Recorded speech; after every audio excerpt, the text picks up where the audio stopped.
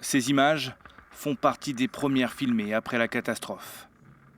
Le réacteur numéro 4 de la centrale nucléaire de Tchernobyl n'est plus qu'un gigantesque amas de débris. Il a explosé de manière accidentelle le 26 avril 1986 à 1h23 du matin, entraînant un violent incendie. Son cœur est à l'air libre et libère des milliards de particules radioactives. Nikolai Solovyov travaillait sur place ce soir-là. En collant votre visage à la vitre, vous pouviez apercevoir une lueur ici. Elle s'élevait au-dessus du réacteur, une lueur arrondie, et sa couleur indiquait une température très élevée. Même une personne inexpérimentée pouvait immédiatement comprendre, rien qu'à la couleur, que la température était très élevée. Et il ne s'agissait pas de flammes jaillissantes, mais simplement de cette lueur cylindrique qui s'élevait vers le ciel. Les hélicoptères soviétiques tentent de limiter la propagation de la pollution, mais il est déjà trop tard. Située à 3 km de là, la ville de Pripyat et ses près de 50 000 habitants sont évacués le lendemain de la catastrophe.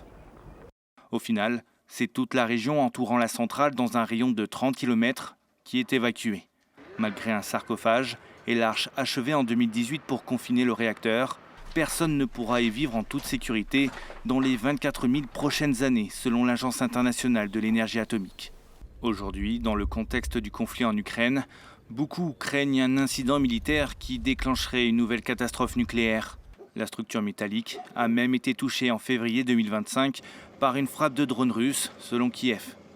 Cet ancien colonel, qui a participé au nettoyage des débris après l'explosion en 1986, n'est pas rassuré. Prenez cette centrale nucléaire de Zaporijia. Ils ont ouvertement tiré sur une centrale nucléaire. La même chose s'est produite dans la région de Koursk. Ils sont allés à la centrale nucléaire de Koursk et ont tenté à plusieurs reprises de la détruire. Franchement, je ne comprends pas. Est-ce possible que les gens ne comprennent toujours pas? Mais qu'est-ce que vous faites? 40 ans après le drame, le nombre de morts fait encore débat. Près de 30 personnes sont mortes dans les semaines qui ont suivi l'accident, quand l'OMS comptait en 2005 au moins 4000 décès liés à l'exposition aux radiations. Dans un rapport de 2016, l'ONG Greenpeace donne de son côté le chiffre de 200 000 victimes sur tout le continent européen.